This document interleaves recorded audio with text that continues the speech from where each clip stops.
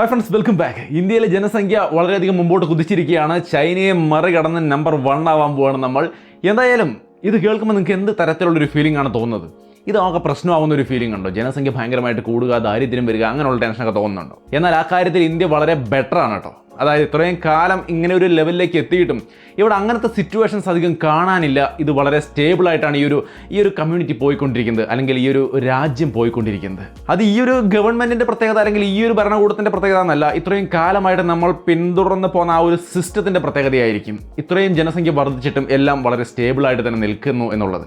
എന്താണ് നിങ്ങൾ ചിന്തിക്കുന്നത്? ഇങ്ങനെ നമ്പർ 1 ആയിട്ട് ജനസംഖ്യയുടെ കാര്യത്തിൽ മുന്നേറി വരുമ്പോൾ നിങ്ങളുടെ തോട്ട്സ് എന്താണ്? തീർച്ചയായിട്ടും കമന്റായിട്ട് ഷെയർ ചെയ്യാം. നമ്മുടെ ഇന്നത്തെ വീഡിയോ ഒരു ചെറിയ ടെക് ന്യൂസ് ആണ്. എന്തൊക്കെയാണ് ടെക്നോളജി വാർത്തകൾ എന്നുള്ളത് ഒന്നൊന്നായിട്ട് പരിശോധിക്കാം. റിയൽമി 11 അടുത്തതായിട്ട് റിയൽമിയുടെ ഭാഗത്ത് നിന്ന് വരാൻ പോകുന്ന ഒരു കിടിലൻ ഐറ്റമാണ്. 10 Pro Plus ഒക്കെ നമുക്കറിയാം കർവ്ഡ് ഡിസ്പ്ലേക്ക് ആയിട്ട് ഉഗ്രൻ ഐറ്റം ആയിരുന്നു. ഇതും കർവ്ഡ് ഡിസ്പ്ലേക്ക് ആയിട്ടാണ് വരുന്നത്. ഡിഫറൻ്റ് ആയ ഒരു ഡിസൈൻ കൺസെപ്റ്റ്, പ്രീമിയം ഫോണുകളിൽ കാണുന്ന ഒരു കൺസെപ്റ്റ് ആണ്. ഈ ഒരു ഡിസൈനും ലെതർ ഡിസൈനൊക്കെ ആയിട്ട് അവർ ബഡ്ജറ്റ് റേഞ്ച് വെച്ച് കൊണ്ടുവരാൻ പോകുന്നത്. സോ വില വല്ലാണ്ട് കൂടി പോകുമോ, അതോ തീർച്ചയായിട്ടും ഒരു 20-22 രൂപ റേഞ്ചിൽ തന്നെ നമുക്ക് പ്രോ പ്ലസ് കിട്ടുമോ? എന്താണ് നിങ്ങൾ പ്രതീക്ഷിക്കുന്നത്? എന്തായാലും സംഗതി ഗംഭീരമായിട്ടുണ്ടെന്നാണ് വിചാരിക്കുന്നത്. ഇനി അടുത്തൊരു വാർത്ത ഷവോമിയുടെ കാര്യമാണ്. ഷവോമി മാത്രമല്ല, ഷവോമി ആയാലും റിയൽമി ആയാലും 1, 2, 3 സ്ഥാനം ഒക്കെ പോയി. ഇപ്പോൾ അവരുടെ 4, 5 സ്ഥാനത്തൊക്കെയാണ് ഇവർ നിൽക്കുന്നത്, ഷവോമിയും റിയൽമിയും ഒക്കെ.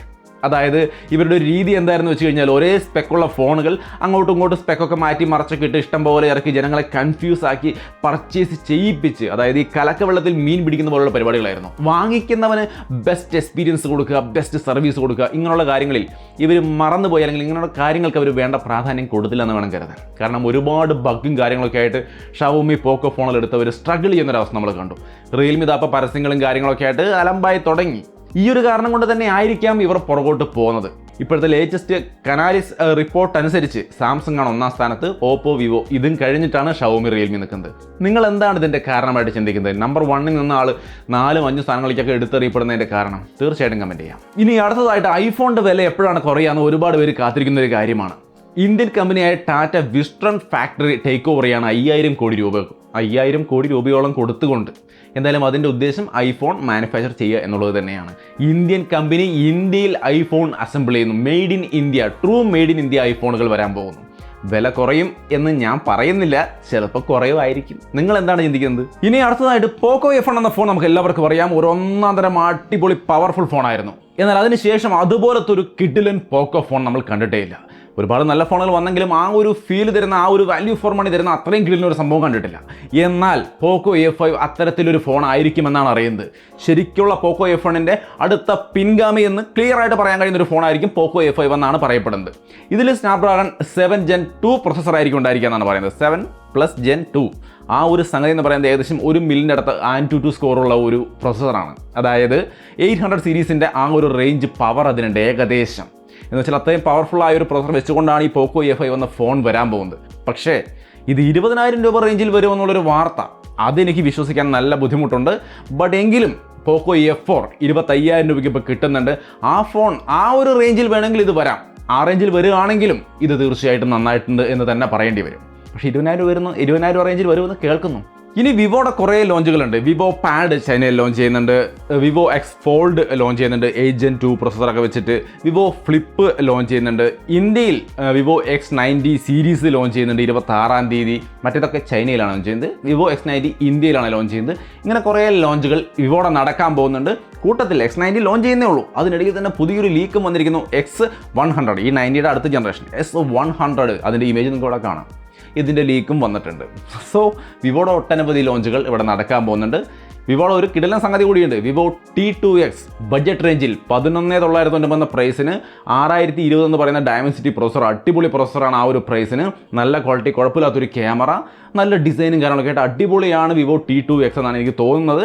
അത് വന്നിരിപ്പുണ്ട്. ജസ്റ്റ് അതിൻ്റെ ഒരു വീഡിയോ ഉടൻ തന്നെ നമ്മൾ ഷെയർ ചെയ്യുന്നുണ്ട്, കണ്ടു നോക്കുക.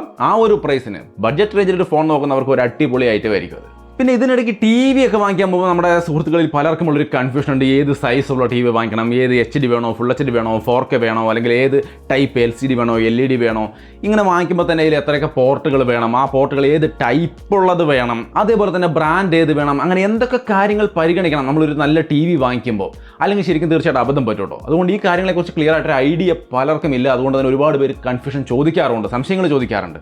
അതുകൊണ്ട് തന്നെ അതിനെക്കുറിച്ചൊരു ഡീറ്റെയിൽഡ് വീഡിയോ ഞാൻ ചെയ്തിട്ടുണ്ട്. ലിങ്ക് ഇതാ ഇവിടെ ഐക്കണിലെ എൻ്റെ സ്ക്രീൻ ഡിസ്ക്രിപ്ഷനിൽ അല്ലെങ്കിൽ ഫസ്റ്റ് കമൻറ്റിൽ കൊടുക്കാം, ഒന്ന് കണ്ടു നോക്കിക്കോളൂ. TV എന്ന കൺസെപ്റ്റിലേക്ക് വരുമ്പോൾ എന്തൊക്കെ കാര്യങ്ങൾ ശ്രദ്ധിക്കണം എല്ലാം അതിലുണ്ട്. ഇനി സാംസങ്ങിൻ്റെ കുറച്ച് ലോഞ്ചുകൾ. ഒന്ന് ഗാലക്സി F54 എന്ന ഫോൺ ലോഞ്ച് ചെയ്യാൻ പോകുന്നു. Exynos 1380 എന്ന പ്രൊസസ്സറാണ്, 6000 mAh ബാറ്ററിയും 108 MP ക്യാമറയ്ക്കാണ് അതിൻ്റെ ഹൈലൈറ്റ്.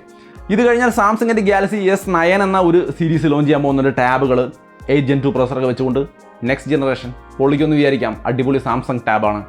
പിന്നെ ഗാലക്സി വാച്ച് 5 Proയ്ക്ക് ശേഷം 6 Pro 6 സീരീസ് വരാൻ പോവാണ്. അതിൽ ആ റൊട്ടേറ്റിംഗ് ഡയൽ 5 Proയിൽ ഉണ്ടായിരുന്നില്ല, ഇത്തവണ റൊട്ടേറ്റിംഗ് ഡയൽ അടക്കം വരുമെന്നുള്ളൊരു വാർത്തയുണ്ട്. അത് ലീക്കാണ്, അതായത് ഒരു റൂമർ മാത്രമാണ്. ബട്ട് ക്ലിയർ ആയിട്ടുള്ളൊരു കാര്യം പറഞ്ഞു കേൾക്കുന്നത് പ്രൊസസ്സർ നല്ല അപ്ഗ്രേഡ് ഉണ്ടെന്നാണ്. ഒരു 20% പവർ കൂടിയ പ്രൊസസ്സറാണ് ഇത്തവണ ഗാലക്സി വാച്ച് 5 Proയിലൊക്കെ വെക്കാൻ പോകുന്നത്. കൃത്യമായിട്ട് പറഞ്ഞാൽ Exynos W980 എന്ന് പറയുന്ന ചിപ്പാണ്. സോ കുറച്ചും കൂടി ബെറ്റർ പെർഫോമൻസ് കിട്ടുമെന്നാണ് പറയുന്നത്. തീർച്ചയായിട്ടും നന്നാവുമെന്ന് നമുക്ക് പ്രതീക്ഷിക്കാം. ബട്ട് ഓൾറെഡി ഉള്ള ഗാലക്സി വാച്ച് 5 Pro എന്ന് പറയുന്നത് ഗംഭീര സംഭവമാണ്. സഫൈർ ക്രിസ്റ്റൽ ഗ്ലാസിന്റെ പ്രൊട്ടക്ഷൻ ഉണ്ട്, നല്ല റഗഡ് ലുക്ക് ഉണ്ട്, 590 mAh ബാറ്ററിക്ക് വെച്ച് 2 ദിവസം ബാറ്ററി ലൈഫ് തീർച്ചയായിട്ടും ഇതിൽ കിട്ടും. ഇങ്ങനെ ഫുൾ പവർ ഉള്ളൊരു വാച്ചിന് 2 ദിവസം ബാറ്ററി ലൈഫ് കിട്ടുക എന്ന് പറയുന്നത് അടിപൊളിയാണ് കേട്ടോ. സോ ആ ഒരു കിടിലൻ ബാറ്ററി ലൈഫ്, 10x10 നാവിഗേഷൻ, അങ്ങനെ ഒട്ടനവധി കാര്യങ്ങൾ അടങ്ങുന്ന കിടിലൻ സംഗതിയാണ് ഗാലക്സി വാച്ച് 5 Pro. ഓൾറെഡി അത് നല്ലതാണ്, ഇപ്പോഴും പർച്ചേസ് ചെയ്യാൻ ഒരു കുഴപ്പമില്ല. പിന്നെ ഞാനിപ്പോൾ ഉപയോഗിക്കുന്നത് വാച്ച് 5 ആണ് കേട്ടോ, Pro അല്ല. പ്രോയുടെ സ്ട്രാപ്പ് എടുത്ത് 5-ൽ ഇട്ടിട്ടാണ് ഞാൻ ഉപയോഗിക്കുന്നത്. എനിക്ക് ഈ ഒരു ലുക്ക് ഇഷ്ടപ്പെട്ടതുകൊണ്ട് ഞാൻ ഇങ്ങനെ ഉപയോഗിക്കുന്നത്. നിങ്ങൾക്ക് ഇഷ്ടമുള്ളത് തീർച്ചയായിട്ടും നിങ്ങൾ പർച്ചേസ് ചെയ്യുക. ലിങ്ക് ഇതാ ഇവിടെ യൂട്യൂബിൻ്റെ പ്രൊഡക്റ്റ് സെക്ഷനിലുണ്ട്. ഇനി ലാസ്റ്റ് ആൻഡ് ഫൈനലായിട്ട് നമ്മുടെ ചാറ്റ് ജി പി ടി ഭയങ്കര പവർഫുൾ ആണെന്നൊരു വാർത്ത നമ്മൾ കേട്ടിട്ടുണ്ടായിരുന്നു. എന്നാൽ മാത്തമാറ്റിക്സ്, ടാക്സ് അങ്ങനെയുള്ള കാൽക്കുലേഷൻ്റെയും ഒക്കെ കാര്യങ്ങളിലേക്ക് വരുമ്പോൾ പഠിക്കുന്ന പിള്ളേർ ഈ ChatGPT-യേക്കാൾ ബെറ്ററാണ് എന്ന് ചില റിസർച്ചേഴ്സ് കണ്ടെത്തിയിരിക്കുകയാണ്. ChatGPT-യേക്കാൾ മിടുക്കന്മാരാണ് പിള്ളേരെന്ന് കണക്ക് കൂട്ടാൻ. പലപ്പോഴും ChatGPT കിട്ടുന്ന ആൻസർ റോങ് ആണെന്ന് മാത്രമല്ല, അതിനൊരു ന്യായം പറച്ചിൽ വേറെ. അതായത് കിട്ടിയിരിക്കുന്ന ആൻസറിനെ എക്സ്പ്ലെയിൻ ചെയ്തവർ വെക്കുന്നു, ആൻസർ ഓൾറെഡി തെറ്റാണ്, അതിന് എക്സ്പ്ലനേഷൻ വേറെ. ഇതൊക്കെ കൊടുക്കുന്നെന്നും പറഞ്ഞുകൊണ്ട് പല ന്യൂസുകൾ ഇപ്പോൾ വന്നുകൊണ്ടിരിക്കുന്നുണ്ട്.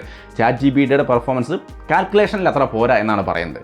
ഇതേ സമയം ഗൂഗിളിൻ്റെ ബാഡ്, ഇതിൻ്റെ ഓപ്പോസിറ്റ് വരാൻ പോകുന്ന കോമ്പറ്റീഷൻ, അത് കുറേ കൂടി അപ്ഗ്രേഡ് ആയിക്കൊണ്ടിരിക്കുകയാണ്. അതിൽ ഇപ്പോൾ 20-ലധികം ലാംഗ്വേജുകൾ കോഡിങ്ങിൻ്റെ ഭാഗത്ത്, അതായത് ആപ്ലിക്കേഷനൊക്കെ ക്രിയേറ്റ് ചെയ്യുന്ന സെറ്റപ്പിലേക്ക് 20-ലധികം ലാംഗ്വേജുകൾ സപ്പോർട്ട് ചെയ്യുന്ന സംവിധാനം വന്നിരിക്കുകയാണ്. പുതിയ ലെവലിലേക്ക് അപ്ഗ്രേഡ് ചെയ്തുകൊണ്ടിരിക്കുകയാണ് Google bad. So ChatGPT bad രണ്ടും വേറെ ലെവൽ സംഭവങ്ങളാണ്. എന്തായാലും ഗംഭീര കോമ്പറ്റീഷൻ വരും. നമുക്ക് നോക്കാം ഇതിൽ ഏതായിരിക്കും നമുക്ക് ഏറ്റവും നന്നായിട്ട് യൂസ് ആവാൻ പോകുന്നത്. തോന്നുന്നു ഗൂഗിൾ പവർ ആയിക്കഴിഞ്ഞാൽ ഗൂഗിൾ തന്നെ ആയിരിക്കും, കാരണം ഓൾറെഡി അവർ നിറഞ്ഞു നിൽക്കുകയാണല്ലോ എല്ലായിടത്തും. സോ അത്രയുമാണ് നമ്മുടെ ഇന്നത്തെ കുറച്ച് ടെക്നോളജി വാർത്തകൾ. കൂടുതൽ ടെക്നോളജി വാർത്തകളുമായിട്ട് നമുക്ക് മറ്റൊരു വീഡിയോയിൽ കണ്ടുമുട്ടാം. ബൈ.